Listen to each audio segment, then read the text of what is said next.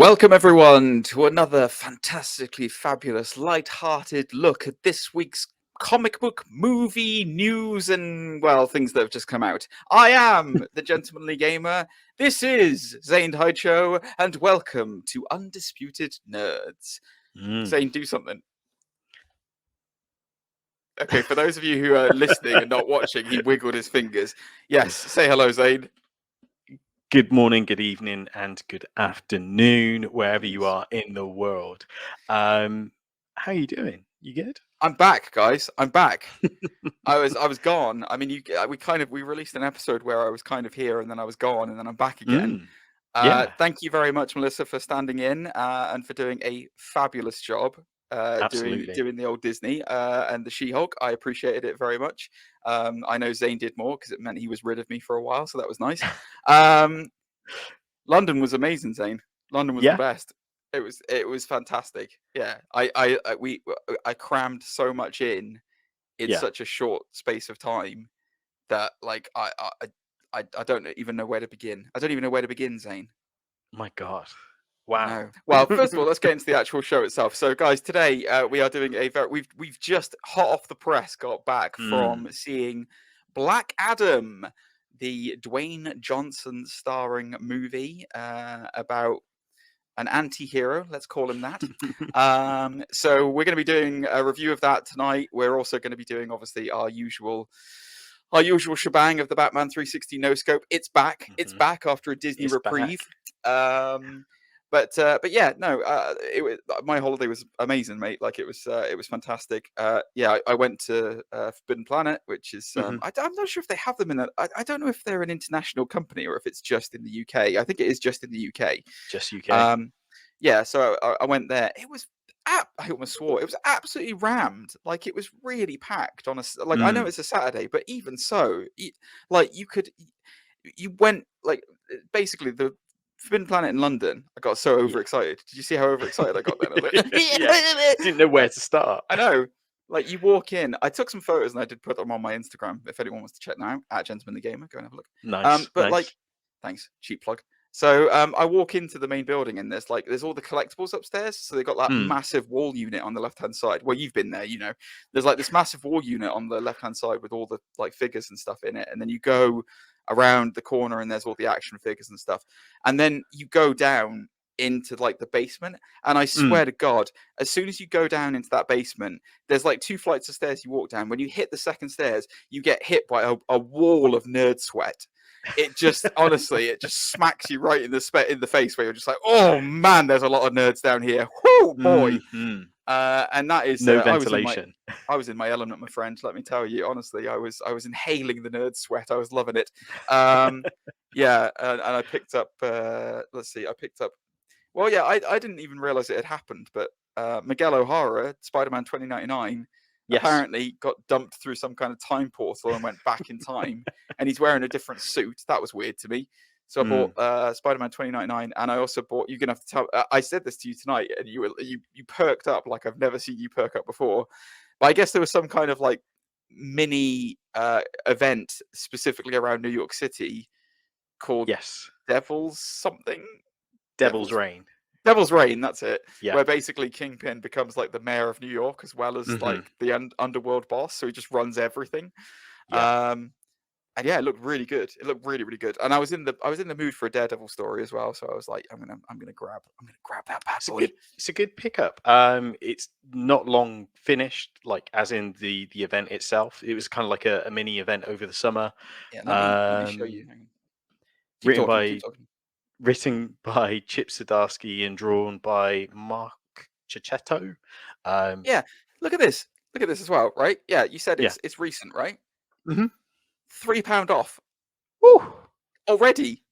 That's criminal. Already. I know. It's bizarre. I don't know why. It is that one though. It is Chip Zdarsky. I'm just looking at the front of it, and then that was the other Spider-Man 2099 omnibus where he's in his newfangled suit. Oh, I think that's the Nick Spencer. It says David and Sliney. Oh, okay. So no. It is Peter David and Will Sliney. got it.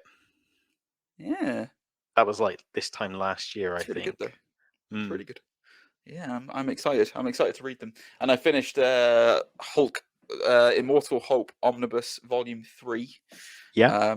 So I got through that. Yeah, weird, man. Like really weird because it's like, oh god, it's all about the leader. Because like, so basically they do like the first half of the book is all about the Roxxon Corporation and the Minotaur and going up Oh, against the cool. Hulk. And that's very cool. And then they introduced this thing called Zemu, who I guess is like an older villain from the Hulk who's like come back. And then halfway through it turns out that like the Hulk is like this is going to basically be the person who destroys the universe, or the Ooh. gamma. He's like got a gamma. They basically pretend that there's like there's like layers of hell. Mm-hmm. Well, like underneath hell, there's like an underplace, which is like basically dominated by this gamma god, and this gamma god is what means that he's the one he's evil, and he keeps the door open for the gamma infected people to resurrect, which is why they can keep coming back. Oh, I see. And basically, he the leader Mm-hmm. who is Samuel Stern, guys. If you have a look at the comics, he's one of the Hulk's greatest enemies. He's going to be coming in one of the films coming up. I don't know which film he's going to be in, but Captain America.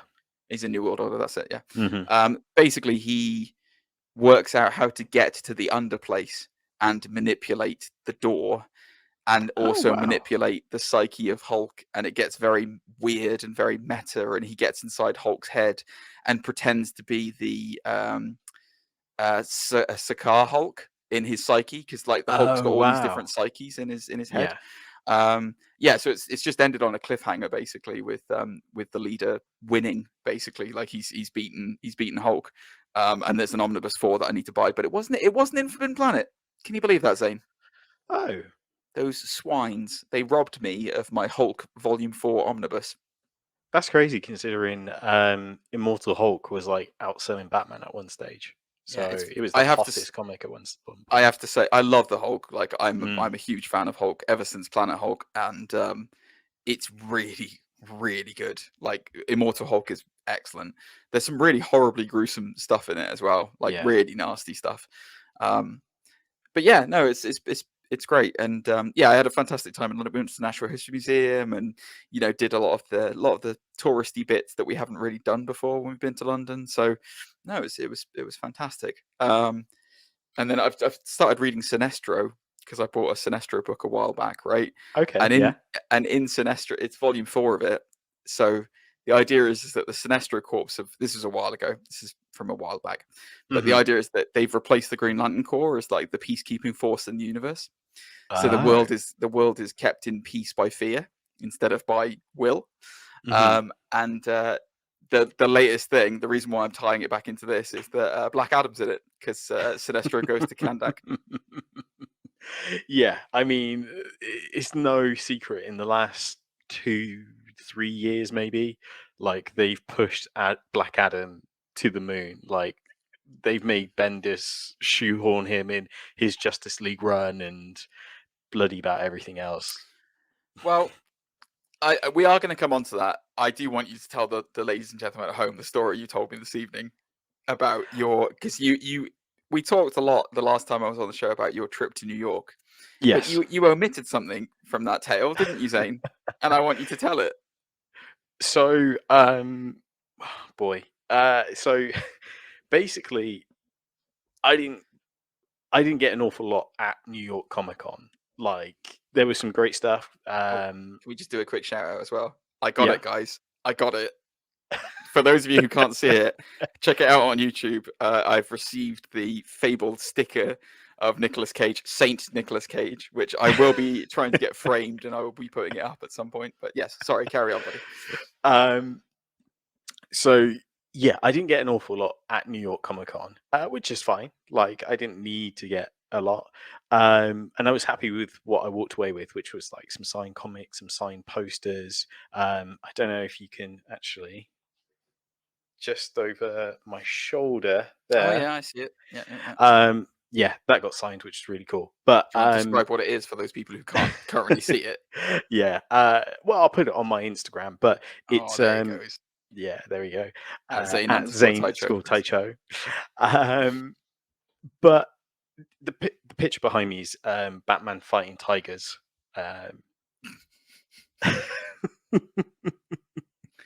Is it Batfleck? I bet it's Batfleck, isn't it? Has he It's got his not shirt off? No. He's got a bat symbol painted on his chest. But he does punch a tiger out of 2. That's so... cruelty, Zane. That's cruelty to animals. Let's move on. Let's move on quickly. Anyways, we go to, I think it's called Noble and something. I can't remember the full name now. Barnes and Noble. Barnes and Noble, thank you. Other famous bookstores are available. A bookstore in New York. We look at the comic books, we look at the manga, and we were just about to go down an escalator, and there was a special offer, sort of, like little thing at the end of the escalator that had full of Harry Potter books. And we had just been to the famous Harry Potter shop in New York. So we'd already been there, looked at all the merchandise and stuff, actually got some stuff. And then on this little stand, it had, of course, all these different types of covers of Harry Potter. But the one that stuck out the most was this absolute unique version I've only ever seen once in my life, which is a version where a manga artist had redone all the covers and had done the spines of the books to represent Hogwarts. So when you put all the books together, it looks like a massive picture, like a massive Hogwarts, basically. It was done for charity. It's look at you trying to you put an extra in there. This is a tale, ladies and gentlemen, of a man who's got more money than sense. How much was it, Zane? I am not going to disclose that. It was worthwhile purchase. Can we just say it was in the 3-figure category? The man is a monster who, it's like I was very privileged to hear about my $5 Nicolas Cage sticker, and then he told me how much he spent on those Harry Potter books, and I suddenly realized that the value of my friendship has gone down greatly. And no, that's good. You should spend your money on what you want to get. But so you've so how are they? I'm assuming you've opened them up, you've read through them. Of course not. No, it's completely sealed. Like, I am not destroying the spine of these books. Are you kidding? There's no way. This is where we get to the hyper nerd section of Undisputed Nerds, ladies and gentlemen. This man will not allow anyone to come near these books. They're going to be vacuum sealed in a protective. They already are. Do you want me to show you? They're already in like this special clean fill thing. Go on, show me. Yeah, I want to see. All right. I want to see. Here is the box art. My God. Yeah. Here is the spine. Oh, that is impressive. Ladies it's gorgeous, and gentlemen, isn't it? I'd say, honestly, you can't, for those of you who are listening instead of watching, I can't do it justice. You need to check out the YouTube channel and have a quick look. And then, I don't know if this will work. Time code's about 14 minutes, but... No, it won't really work. But again, I'll put it on my Instagram. Yeah, but, make sure you open up the seal and show us all the details. No, no way. No, that's cool though, man. I don't have anything super expensive. The poster behind me is the special, like that's a very expensive poster. It's got the World Trade Center in his eye. And it's one of the official posters that they released and then recalled right after the 9/11 attacks, because obviously they didn't want to advertise that. So like that's a super rare poster that I've got behind me. But other than that, I don't think I've got many other like expensive collectible things. I'm trying to think. Oh, that's made me more depressed now, Zane. Thanks.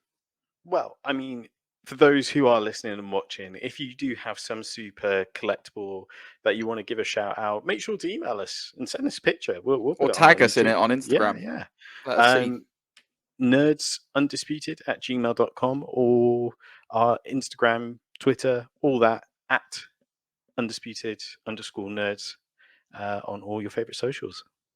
Well, either way, it's good to be back, and it's good to be back with you. Mm. So, Oh, I love those. Zany baby, I think isn't it? I feel like it's time for a little bit of protection. Don't you think it's time for a little bit of the old VPN adverts? I feel like they need to come on the board. Mhm. Guys, check this out. Zane, did you know that I love to surf? No, I didn't. I know, it's amazing. You'd never believe it looking at me, but I am an avid surfer. Not of the sea, though. Oh, no. I am a surfer of the World Wide Web, my friend. And let me tell you something. When I go surfing, I definitely need some protection. Not the usual kind of wetsuit, though. I need some VPN. Do you know what VPN means, Zane? I don't. What's a VPN? Well, it would be a virtual private network, and let me tell you, we here at Undisputed Nerds are being sponsored this week, and a big thank you to the episode sponsor, Surfshark VPN. You can get Surfshark VPN 83% off and 3 months free, Zane, if you go to surfshark.deals/Undisputed Nerds and enter in the promo code Undisputed Nerds. Surfshark VPN lets you trick your device into thinking it's in another country, which opens up a whole world of content library, Zane. So think about it this way. If you're in the UK, you can watch US Netflix, which has a far bigger selection of movies. You can get all of your Batfleck content that I know you love, Zane. I know you're looking for. If you're outside of the UK as well, you can watch amazing apps like BBC iPlayer. And if you're in the US, you can finally get access back to the old WWE network with its far superior functionality. We've been using, me and Zane have been using Surfshark here at Undisputed Nerds for a while. It is our official VPN, and it doesn't just let us gain access to all the comic book movies, but it also secures our networks by encrypting internet traffic, keeping our location and download history private, thankfully, so that people can't see me purchasing wetsuits. My favorite feature on the Surfshark, it knows when my phone leaves a trusted connection, like my home or work internet, and it immediately turns on to prevent interference. It's like having, I don't know, Batfleck's Justice League for your phone, Zane. I know exactly what you mean. And I know you've got a lot of Batfleck on your phone right now. So sign up to Surfshark today by using our link in the video description below, surfshark.deals/Undisputed Nerds, where you'll get, again, 83% off and your first 3 months free if you use the code Undisputed Nerds. We really appreciate if you just at least check them out, as they're a great company and we love working with them. Support Undisputed Nerds and support your internet privacy with Surfshark. There you are, ladies and gentlemen. Go and buy Surfshark VPN. So we're going to talk about Black Adam soon, but first of all, you guys know it. You love it. We're doing it again. It's time, Zane. Have you got your finger on the button? Because it's time for another edition of the Batman 360 No Scope.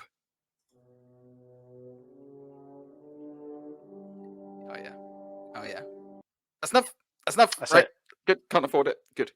Beautiful. Right. So, guys, for those of you, I mean, regular listeners will know this. For those of you who are tuning in for the first time ever, well, what we do is Batman. He doesn't like to kill in the comic books, but my goodness, does he like a good old murder in the movies? He's done many a murder over the years. So, what we do on this show is we play a little audio clip of a Batman murder.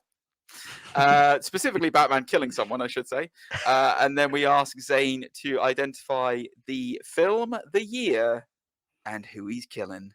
So Zane, I have, as I always do, sent you the clip of what you're going to be listening to this week. I've made it easier this week after your failure of your Batfleck one, which I know you must be very disappointed by. So disgusted with myself. It's your chance to redeem yourself this week. So go ahead in your own time.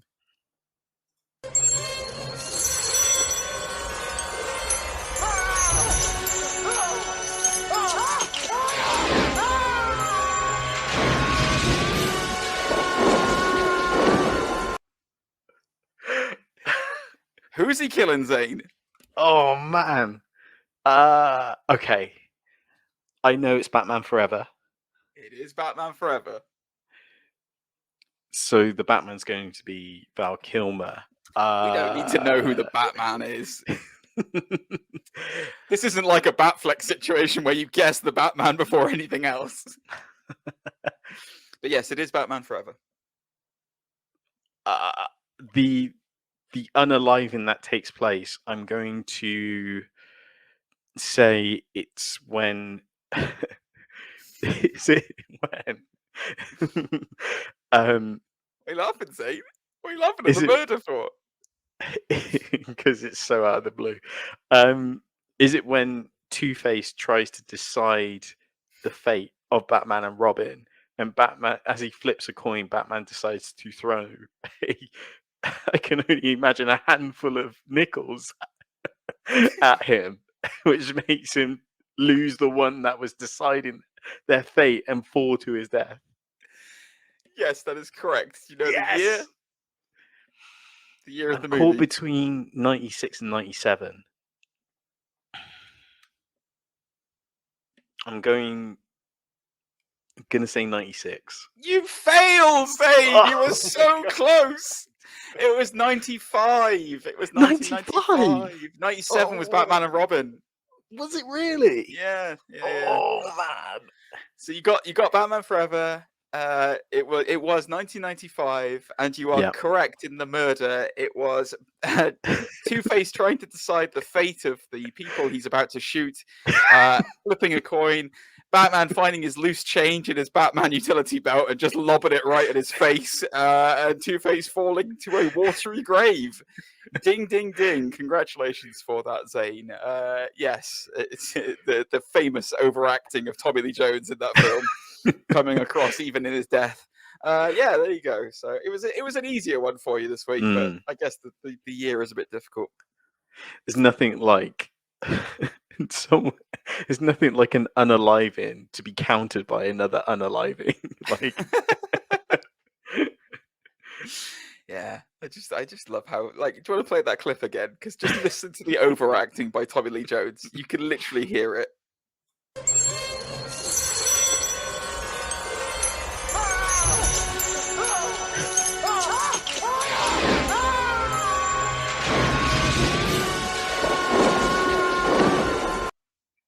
It's ridiculous as well, because because I watched that clip, like, obviously back to record the audio from it, and like when you see him falling down, he's doing like the Invisible Man, like Marceau kind of thing, where he's just like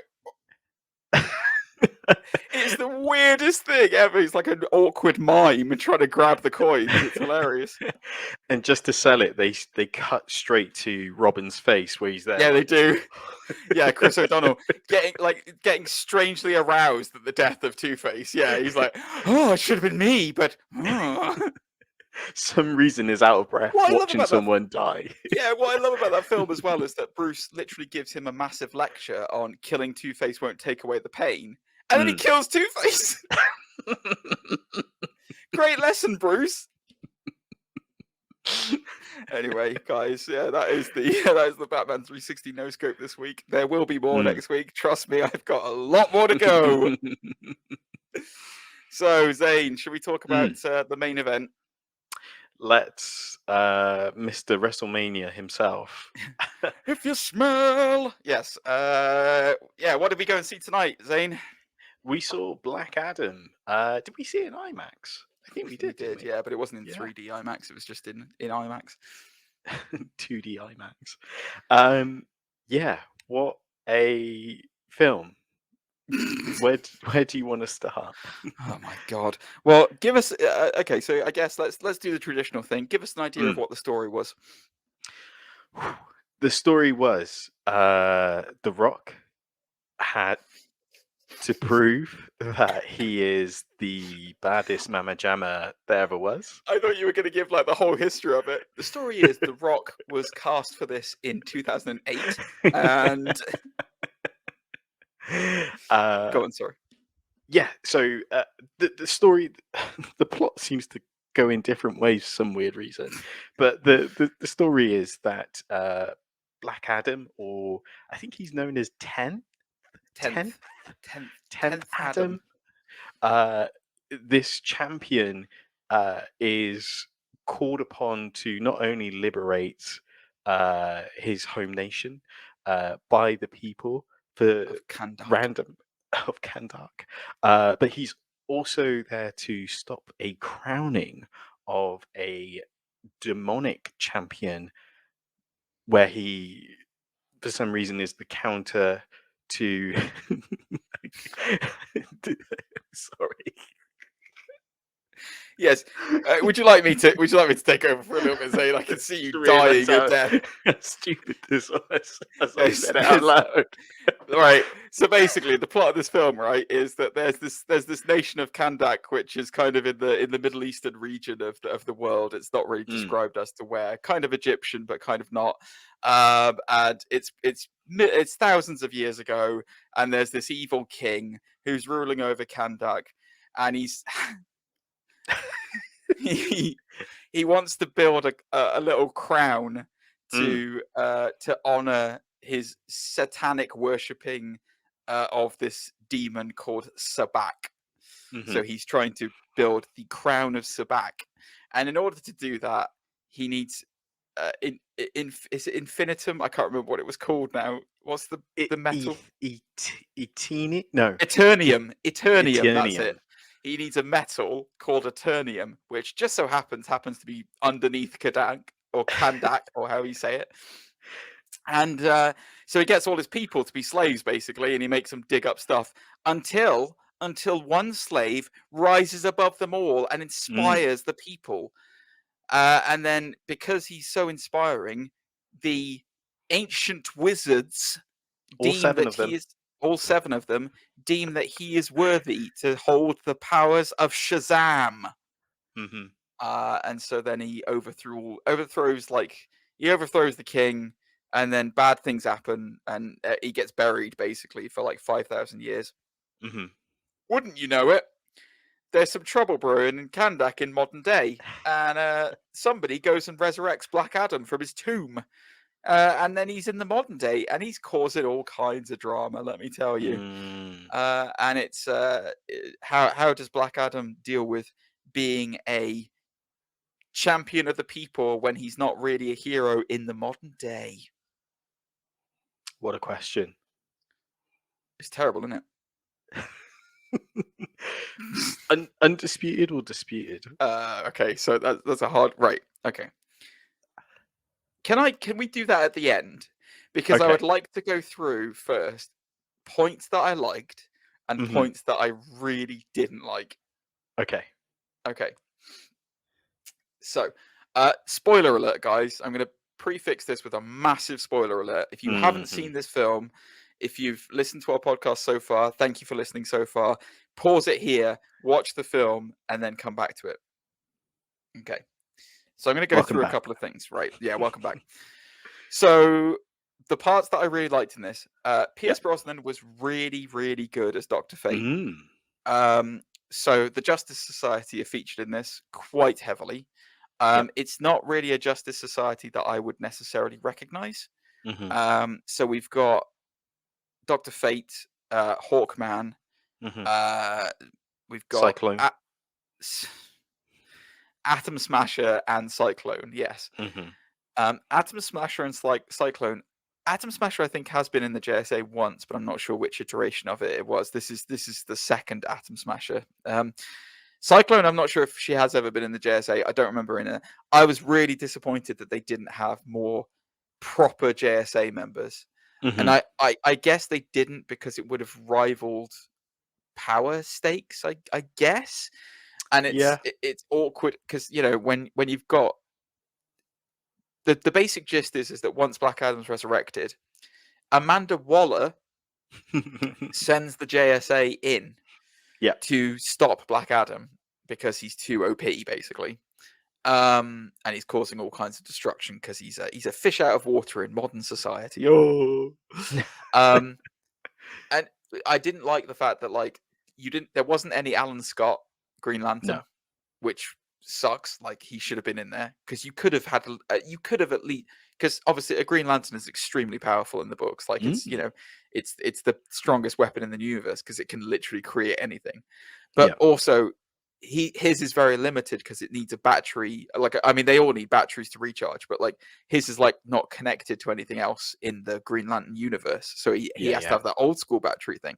So you could have quite easily done it where his rings run out of power and he can't, you know, it's like he's got he's like a glass cannon. He like fires a brutal shot, but then if it doesn't take him down in like one hit, then it's like, you know, he's in trouble kind of thing. Or limit his constructions, I imagine, as well. Yeah, Like exactly. you know, he's not going to build, say, like jet planes or something. Maybe a shield or yeah.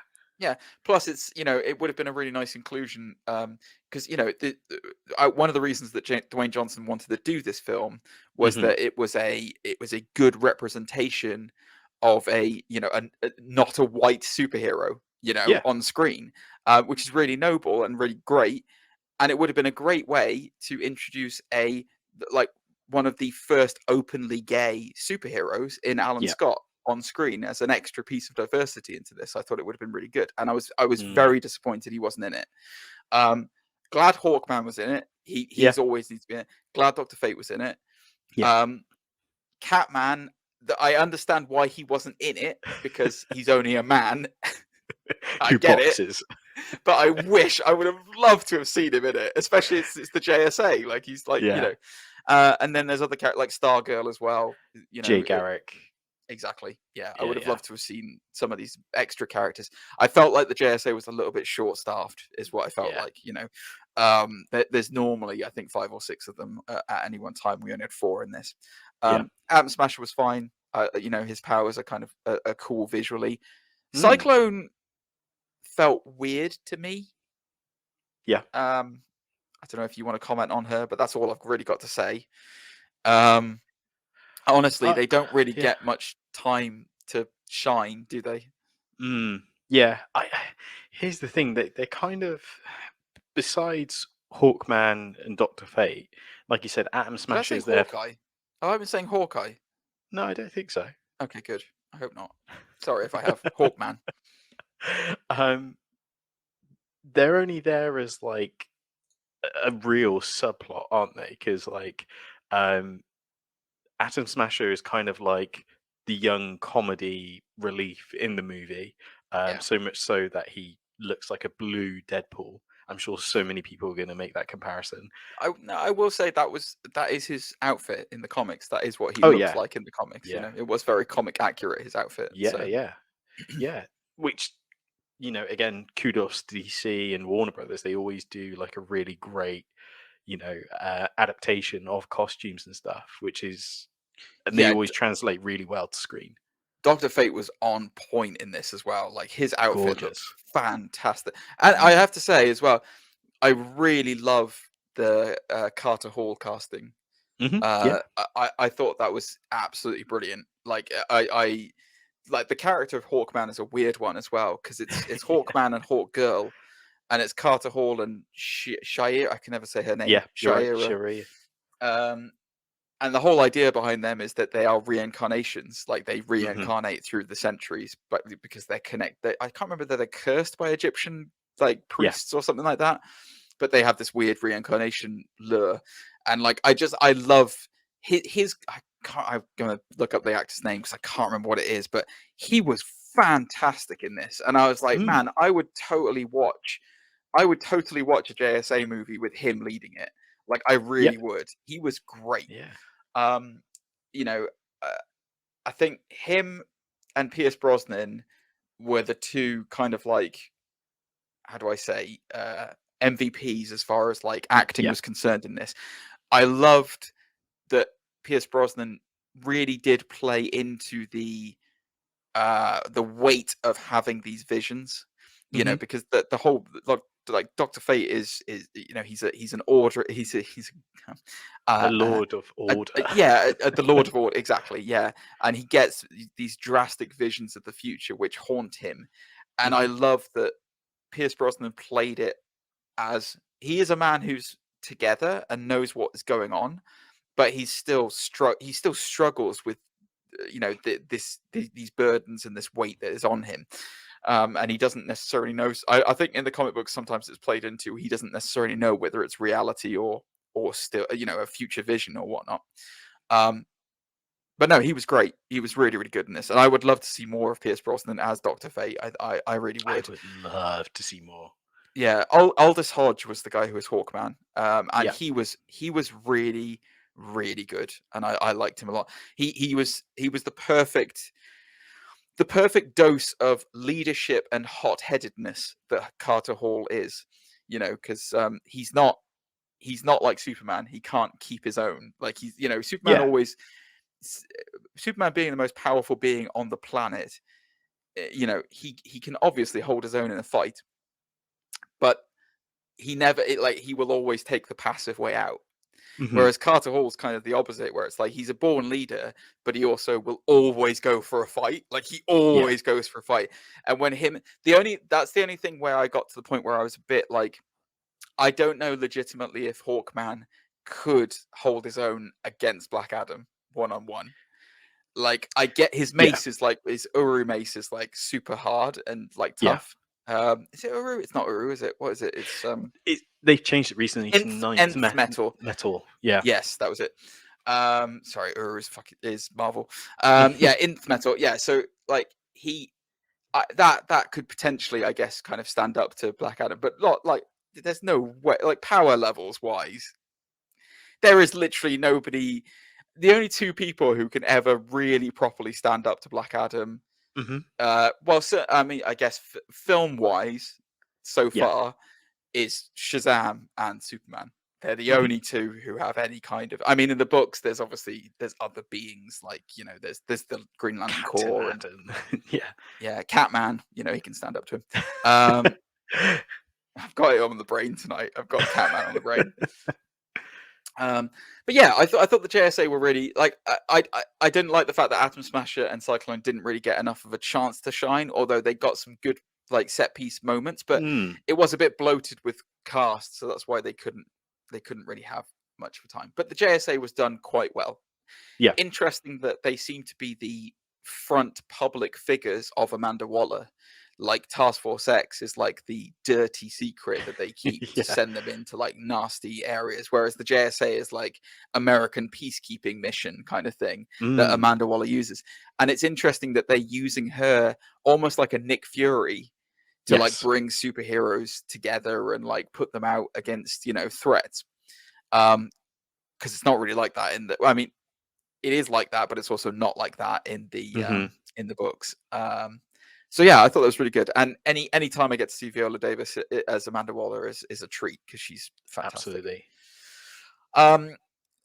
I guess we'll talk a bit more about the other big thing to happen in this in a sec.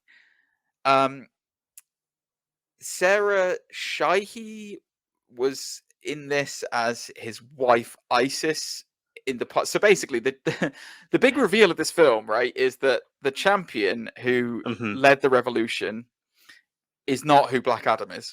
It's not 10th Adam. It was his son, and his son was murdered after giving the powers of Shazam over to his dad to save his life, and that's why he's not a hero, and he's not really a particularly good man because he went for vengeance, and he got what he wanted.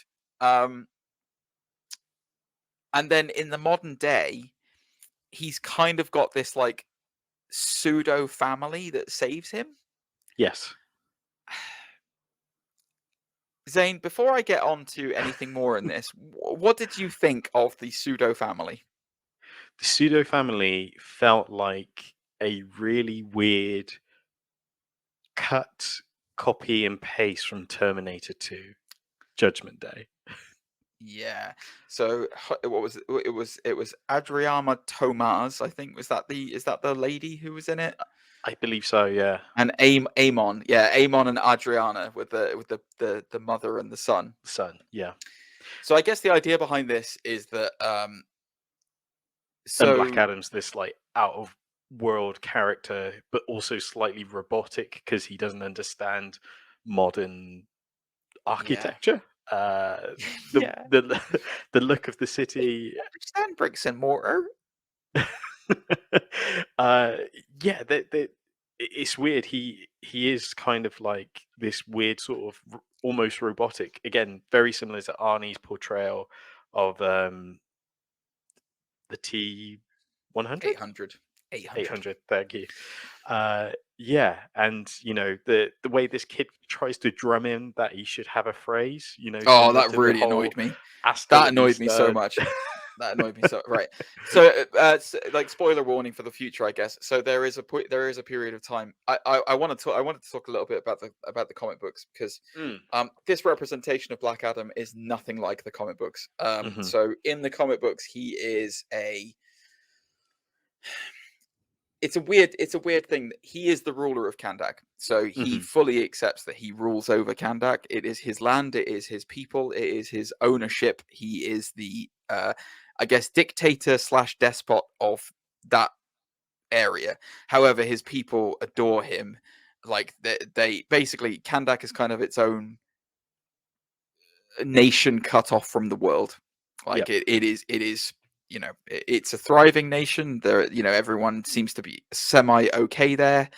But it's very much Black Adam's territory. In the books, probably my favorite Black Adam story ever that I've read is so there was a series of books after Infinite Crisis called 52. Yes. And it was where the Trinity disappeared. Superman, Batman, and Wonder Woman were not on Earth anymore. And the book kind of revolves around a number of different characters of behind the scenes superheroes you wouldn't expect to see. So we had Booster Gold and Blue Beetle come into the forefront. We had the Question, Renee Mhm. Montoya becoming the Question, and then Black Adam was featured very heavily. And in it, I'm trying to remember because it's been over a while since I read it. He either resurrects or he finds new people, a new family, basically, and he grants them the powers of Shazam as well. So they become Isis and Osiris. Right. And I think that's what they're leading into with this. I think Adriana and Amon, if they were to do a second one, would become Isis and Osiris. Much like in Captain Marvel, he made the Marvel family. You know, As in the movie Shazam. Sorry, Shazam. I always call it Captain Marvel. I hate that they changed that. By the way, I hate I they do. changed his name to Shazam. Like the thing that really annoys me about that, right? Okay, so I'm going to go on a mini rant now about the comics. Here we go. Right, Captain Marvel. Yes. Okay, there's two Captain Marvels. There's one in Marvel. There's one in DC. All right. Mhm. I love the fact that he was called Captain Marvel, and do you know why I love the fact that he was? Yes. Do you know why I love the fact that he was called Captain Marvel, Zane? How does he get his powers? From wizards. Yeah, and specifically, what does he have to say to get those powers? Shazam. Now, introduce yourself to someone. Shazam. Hi, my name's Shazam! What? I'm a little boy again. Oh, sorry. There's my secret identity ruined. I hate it! Why would you change his name into the thing that gives him the power? It's so stupid! Anyway. Yeah. Sorry, little rant over. My apologies, guys at home, if that was a bit too peaky. It really annoys me. Like, keep his name as Captain Marvel. I don't care that there's a Captain Marvel in Marvel. There's a Scarecrow in DC. There's a Scarecrow in Marvel. Anyway. So yeah, I think they're going to go with if they do a sequel, I think they will probably turn into Isis and Osiris because it'll be like his new family. But like the whole point is they die in 52, and then it leads into World War III, which is basically where Black Adam blames the American government for their deaths, and it literally, like, Black Adam himself causes World War III and goes to war with the world. So it's Kandak versus the world, which is another excellent book. So yeah, I hated the kid. Really didn't like him. I really hate that kind of like forced, like, it's us against the world. Yeah. I know. Yeah, same. Yeah, it just gets a bit exhausting for a while, like especially when he skateboards everywhere, even like down a staircase, and you're just kind of like, God.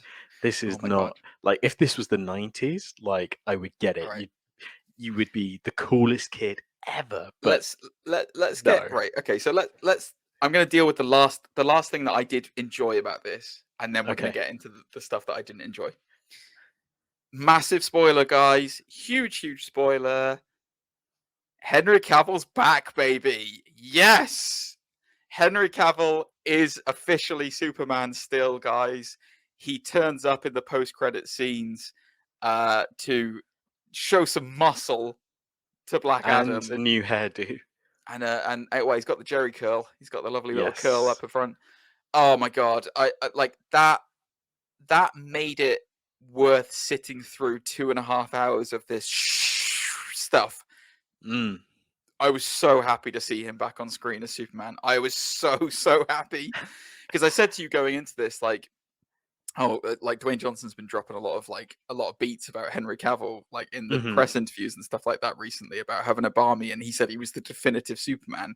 So I wouldn't be surprised if we get a Superman cameo in this. And you were like, oh yeah, okay, yeah, maybe.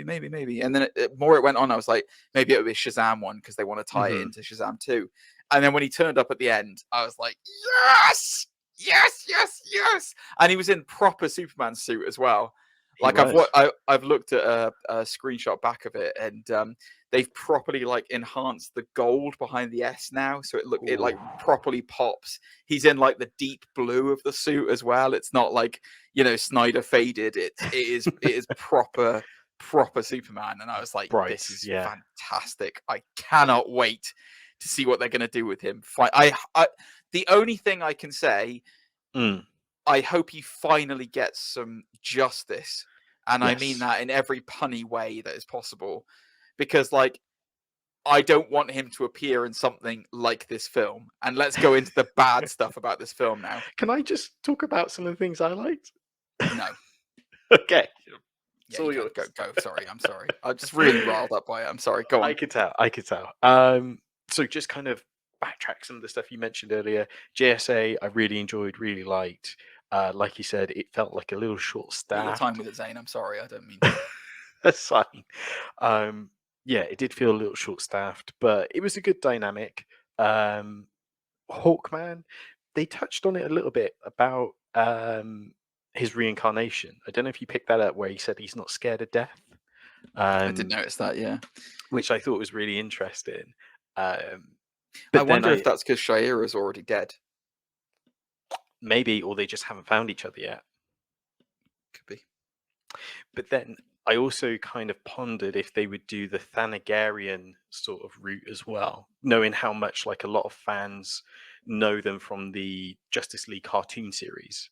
All right. You know, them being like Thanagarian aliens that have come to Earth, sort of scenario. Are they Thanagarian aliens? Is that what they are? That's why his comic book history is so jumbled, because sometimes he's this Thanagarian alien, sometimes he's this reincarnation. Sometimes they've put the two together, where they're aliens that came during ancient Egyptian times, and then they die, but they keep reincarnating back because of mystic mumbo jumbo. Yeah, it's just that name is confusing. They have yeah, you're right. Thanagarian police officer. Holy crap! Wow, that's wild. Yeah, they didn't really lean into his archaeologist background either, because the idea that Carter Hall is he's an archaeologist in the books, and they never really touched on that much. But I guess that's why he's got this big fancy mansion. Exactly, yeah. I wasn't sure if that's where his riches come from, because he's just inexplainably rich with a like mansion and a secret jet underneath and everything. Yeah, he's Iron Man. Yeah, but hey, this movie doesn't dwell on those questions. It's just like, that was the crazy thing about this movie as well. It doesn't dwell on anything. It tells you like this history, and then it's like 5 minutes in, and it's like you pay to see The Rock. Here he is. The pacing of this film is insane. It's all over the place. The other thing I just wanted to mention as well, especially about JSA, more so Dr. Fate, I kind of, like you mentioned before about Pierce Brosnan portraying this tormented figure, like he's tormented, and he plays it really well. He mentions it quite a few moments in the movie, but they never really go down the Nabu route. Naboo, yeah. His Egyptian connection.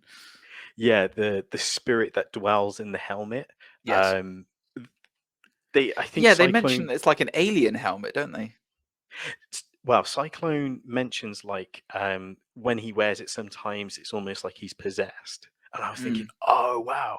And then again, later down the line, when Hawkman picks it up, I was thinking, oh, he's going to make a deal with. I will say, right? She said it's almost like he's possessed when he wears the helmet. Didn't really seem like it though, did it? Not at all. He just took it off whenever he wanted. He was loving it. He was on and off. He was fully James Bonding it straight on and off with that helmet. Well, you paid for Pierce Brosnan. Like, you paid to see the face. Pay for the money. You? Yeah, yeah. Want to hear him break into a Mamma Mia song? My last thing, well, it's kind of things I wanted to fix. So you know how you mentioned that. Are we into things that we don't like about this? Because if so, yeah, the chain's coming off for me. Let's jump into it. The crown, the material we mentioned earlier, Eternia, whatever it was. Eternium? Eternium. I really wish it was that ninth metal or nth metal. Nth metal, yeah. That's because it would have made so much sense with Dr. Fate's helmet, with Hawkman's gear and mace and such being tied to it. I would have felt like that would have made so much like sense to have those characters there and being like, oh no, like, do you know what I mean? I know exactly what you mean, mate. Yeah, yeah. It would have been a nice tie-in, but I get. I mean, you know, there's obviously the Dark Knight metal was like the kind of big tie-in for what the metal represented and what nth metal was, and it was like this tuning fork for like the dark dimension, like the under dimension of the multiverse and stuff. Which I guess they don't want to open that can of worms too soon. But yeah. Oh God. All right. Well, let's get into this. Yeah, the pacing on this film is like, it doesn't give you any opportunity to stop and smell the roses whatsoever. It is like this film is like the Scorpion King and the Fast and Furious had a baby. Yes. And then it's just on screen, and it is literally just fight. Oh, it's the end. I think one of the main problems I have with this film, right, is that The Rock was cast as Black Adam in 2007. Yeah. Okay. That's when this film should have come out. Because this film fits so perfectly with a 2000s movie. Yes. We have moved on. We are not in that world anymore where it is just weird plot things, weird drives forward, strange decisions, strange character motivations, like just weird stuff. And it like, I appreciate the fact that they're throwing in superheroes without their origins. Like, I do actually appreciate that, because I don't think we need to see I don't think we need to see an Atom Smasher origin. I don't think we need to see a Dr. Fate or, you know, these origins and stuff. So I do appreciate that. But God, it just felt like it was one of those situations where I was watching the film and it was like Morbius, in the sense of it was so bad it was funny to me. Am I alone in that, Zane? Because I feel like, we watched it with a bunch of other people who said they really enjoyed it, and I felt like I was a freak coming out of there, being all like, I hated that.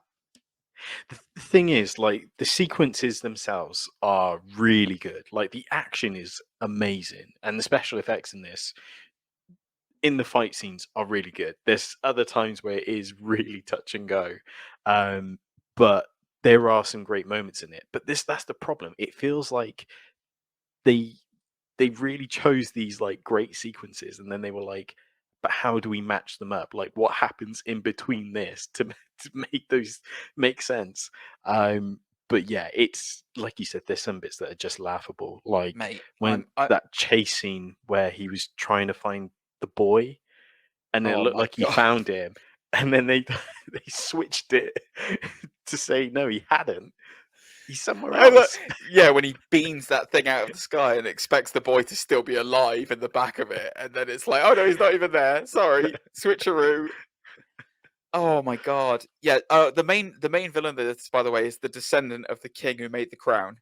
And and then it becomes the demon what's his name? Oh god, the demon Sabak basically at the end. Yeah. Like he is human avatar on Earth. And then loads of zombies just resurrect randomly. Like what like the armies of Sabak come to Earth, and you get the classic you know, it's fantastic in the sense of there's the old classic DC big grey villain at the end, CGI Big grey villain. CG, yeah. Except they've made him red this time, so it's a big red They listen CGI to the villain. fans. And luckily they don't play into that old trope of the old blue beam in the sky. This time it's a nice red beam that goes up into the sky. So they clearly listened and moved forward. So that's great.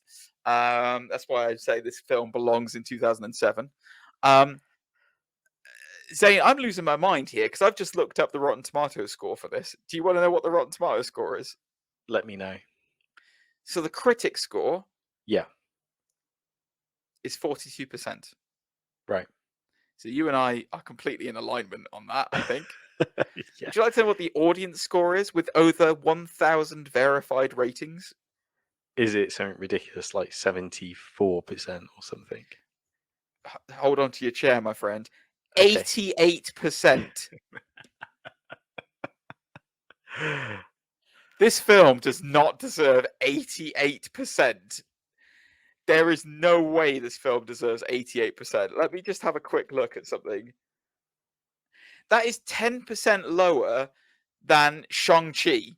That's outrageous. It is outrageous.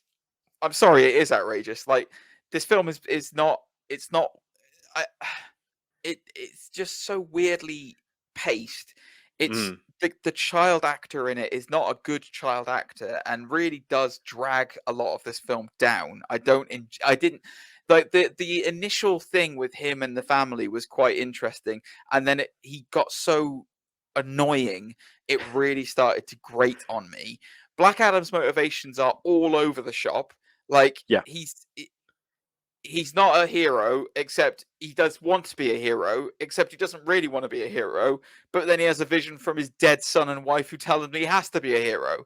So then he is a hero.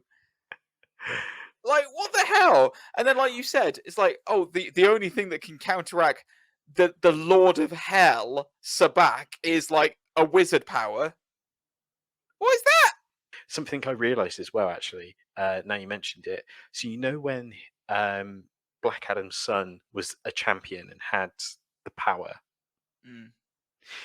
The actor who played as the champion version plays as Young Rock in the TV show Young Rock. Oh, that's cool. Well, during his like college teenage years, if you know what I mean. I like that. That's good. Yeah, so I was like, oh, that's a great little synergy there. What else did I not like about this film? Okay, so I hated the fact that right at the beginning of the film they use whatever the metal's called, Eternium metal missile to hurt him, and he gets really hurt by it. So much so that he flies off, but then lands right next to them. Like, he takes off at super speed, but then it turns out he's just gone about 3 meters and then fallen out of the sky. So I was like, okay, that's weird. But then they establish that this Eternium metal hurts him, and then they never use it again in the entire rest of the film. They just completely ignore that weakness, and it's just like, oh no, he can't be hurt by anything. You can't find it. Why do that? I don't get it. That really annoyed me. Every single time I saw the de-muscled version of The Rock, I kept thinking back to the WWF wrestling version of The Rock, where he was super thin and sleek back in his 98 years. And then it made me start thinking of Steve Rogers when he's depowered in Captain America.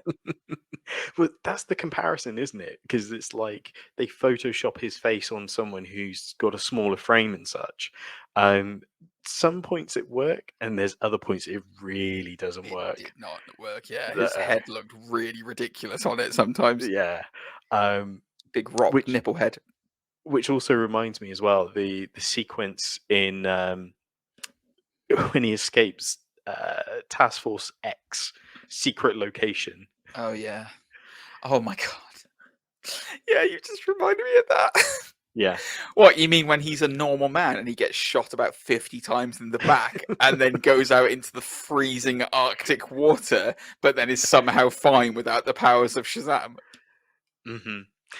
But here's a hot take. There's quite a lot of inspirations from Zack Snyder in this movie. Like, Yeah, I noticed that. Yeah. there's a lot of his like signature camera work or sequences, whatever you want to call it, in this movie.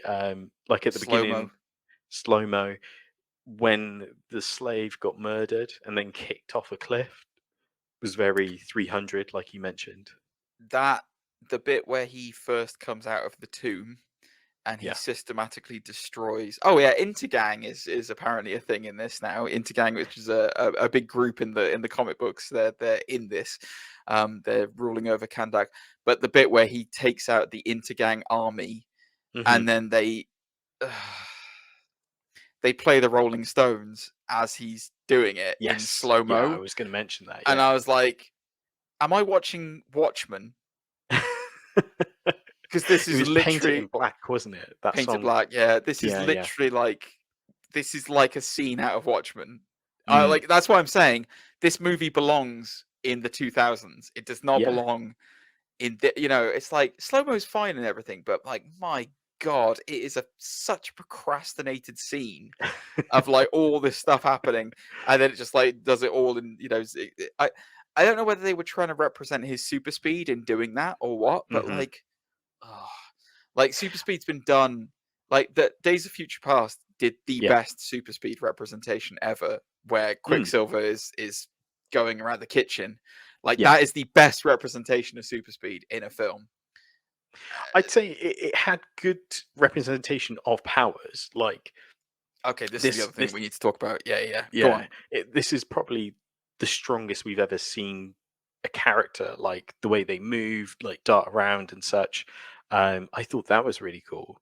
But yeah, like you said, there's so many of these weird action scenes with like pop music, Painted in Black. There was another one too, Kanye West's Power, Yes. which only lasts for like literally 2 minutes, but looked like the most expensive Yeah. fight scene ever. I'm half surprised Evanescence didn't turn up at some point in this. Don't you dare. I want to just ask you one very so moving. This is disputed for me. I did not enjoy this film. There were some good parts in it that made it watchable. Unfortunately, it is disputed for me. I did not enjoy this one. I assume it will do well at the box office because it's The Rock, and he as in his own words, he's franchise Viagra, so I'm sure it will do well. But Black Adam is ridiculously OP, like stupidly OP. The only person who can stand up to him now, established in this post-credit scene, is Superman. Yes. Where do you see this franchise going forward? Obviously, I would imagine he'll make an appearance in Shazam 2, I would guess. But we've already had Darkseid show up in Zack Snyder's Justice League, and they beat him. Kind of. Where can they go with villain-wise, with powers, with this? Yeah. Where? I genuinely want to know, because the whole point about like Marvel and what made the first 10 years of Marvel great was that they scaled up. Like it wasn't just like they went, oh right, we've done an Iron Man film, let's do all the Avengers now in one film, and they beat Thanos immediately. It's done.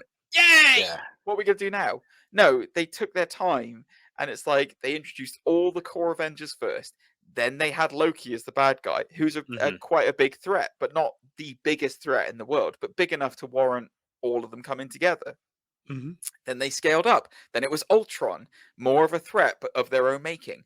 Then they did Thanos, and it was like Thanos was the big bad who was like universe threatening bad. This, how does any villain line up against Black Adam or Superman at this point in time? Yeah. Like, Superman at least has a weakness of kryptonite. Are Hmm. they now going to use like Imperium or whatever it's called to be like Black Adam's weakness? Is that why they introduced it? I just, you know what I mean? Yeah, it's a tricky one because Superman is also vulnerable to magic, which is, everything about Black Adam, really. Which they haven't really Um, established yet in the movies. To be fair, they no, haven't really said no. that. In to answer your question in terms of where can they go big bad wise, I guess if it's not Darkseid, then it would have to be someone like a Trigon or um, Ares, maybe Ares comes back. well, they Wonder Woman defeated Ares in. I know, but I mean, Okay, here's a gripe. So that fight scene with Hawkman that took place in a child's bedroom, and they had all yes, these posters of yeah, DC heroes. I don't know why, but they did a slow-mo on all the hero posters as he destroyed them, like yes, when I he's know. throwing his fists and stuff, almost to Yeah, be like I could Aquaman. kick all of the Justice Bang! League's ass. Yeah, Yeah, exactly. Yeah, and it's I just know. kind of like, why are you driving this message? Yeah, Like, yeah. it's I just wonder if it. I wonder egotistic a if little bit. I. There is a good question to say there as to. I wonder if they'll do a Scarlet Witch and Black Adam will be the bad guy, and it will be the entire Justice League trying to take down Black Adam. Okay. That I can see. That I would Mm. like to see. If you want to do that, DC, if that's where you're going with this, yeah, that I would love to see. Like build up. So we know who Superman is. We know who Batman is. Wonder Woman, okay, she probably needs another movie. Let's be frank, because 84 was a bit hit and miss. Hmm. Build up Flash. If you want to introduce Green Lantern, build him up. Build up the obviously we've got Aquaman 2 coming sometime Yes. soon. Yeah. And then do another Justice League where it is World War III and it's Black Adam versus the Justice League. That I would see. Like, that would be great. I don't. Here's the thing, though. They're It's not the going to do Rock's it. image. Yeah, they're No. not going to do Yeah. it. Like, Rock's Rock's image. going to leave the entire DCEU now. Like that. This is it. The Rock is now, firmly in place as like the lead superhero, which is ridiculous. Yeah. The one thing I will say to them as well is that the Shazam transformation, Hmm. they've done that well. Like, Mm. that is what it should be. It should be like this massive like thunder strike, and then he transforms. Like, I like that a lot. And Yeah. all I want to see on film is either Black Adam or Shazam getting Superman in a bear hug, and then constantly saying Shazam and raining lightning down into his chest like he does in the Justice League cartoon. That's all I want. That Yeah. is all I want. Shazam! Like, just constantly raining down on him. That's all I want. If you I haven't seen remember that fight, guys, go and watch Captain Marvel versus Superman in Justice League Unlimited, where they demolish a town. It is phenomenally cool. It's great. It's a great couple of episodes, actually. Watch I that remember- instead of Black Adam. I love how Superman gets jealous when Batman starts calling Shazam or Captain Marvel Boy Scout. That was great. I love I that. love that I so thought I much. was the Boy Scout. That was before I Yeah. met Captain Marvel. God, I love that show. I'm gonna have to go and watch that show now. Like, you've put me in the mood to go watch some Justice League Unlimited. Just get Paul Dini to write the whole thing, for God's sake. He's brilliant. He's amazing. He is fantastic. Right. Well, there we go. Guys, we didn't. Oh, well, I say we. I'm going to talk for you, Zane. Sorry. We didn't enjoy Black Adam. But what did you guys think? Are we completely off the mark with this? Was this the greatest thing to happen to the? Is this the savior of the DCEU? Is this the thing that's going to bring it back on course? Is this the thing that is finally going to rival the Marvel hurricane that's coming through? Let us know. We want to hear from you, Zane. Do we have any comments? Do we have any reviews? Has anyone liked us? And how can they get in touch? They can get in touch by emailing us. Of course, you can email nerdsundisputed@gmail.com. Make sure to check out all our social media: Facebook, Twitter, Instagram. Both handles are at undisputed_nerds. I don't know why I'm forgetting this suddenly. Make sure to leave a review and star rating on your favorite podcast platform. Helps us out in a big bad way. We have had a couple of reviews recently, so thank you very much for those. I have seen them. We had one from Eden's Enemy. I won't read it out on the show right now, but yeah, it was very, very thankful for that. Appreciate it. Appreciate your love. Yeah, do let us know what you think of the show, and it really does help leaving us a review. So please do drop it on. Yeah, so I mean, I don't know what we're going to talk about next week, Zane. I'm not sure what's out. I got a funny feeling Star Wars Tales might be out When's this Andor week. finishing? That is Because a we've got to great do a question. series review of Andor as well. We will, yeah. Black Adam. Yeah, I mean, go and see it if you want, but you're not missing much if you don't. It's Undisputed for me. You make me sick. I make myself sick sometimes. But I mean, if this was 2007, I would have bought this on DVD. Oh my god! If this was 2007, I'd be all in on this. I think it was the best film ever because of the Zack Snyder slow-mo. But it's not. It's currently 2022, and it's been 15 years, and this is what they've come up with after 15 years. Really? Okay, cool. And it just goes to show that the DCEU currently has no sense of direction, and it's frustrating, frankly, because they are some of my favorite heroes and villains. So yeah, same. Yeah. When you look at this and you compare it to The Batman, which came out earlier this year, there's no competition. Like chalk and cheese. Yeah, it really is. It really is. And I know people say, "Oh yeah, well Batman's edgier and people like Batman more." It's like, yeah, you've got every opportunity to do something interesting with these characters, and I don't want to see generic, boring action film with this. I don't. Like, I want to see good, heartfelt, emotional story combined with good action. Yeah, and character development, exactly. And it didn't have this. It didn't have this. I'm sorry. Except for Dr. Fate, he had it. Yeah, 10 minutes. Right, exactly. And he was barely in this, and he was the most impactful thing about this film. What does that tell you? Anyway. We need to wrap this up. Yeah, let's wrap this up. All right. Thanks very much for listening, guys. I hope you enjoyed this review of Black Adam, and yeah, we will be doing something next week, but we will catch you then. Say goodbye, Zane. All the relevant links will be in the description down below, and yeah, we'll catch you next week. Stay safe, and we'll see you soon. Thanks very much, guys. Bye.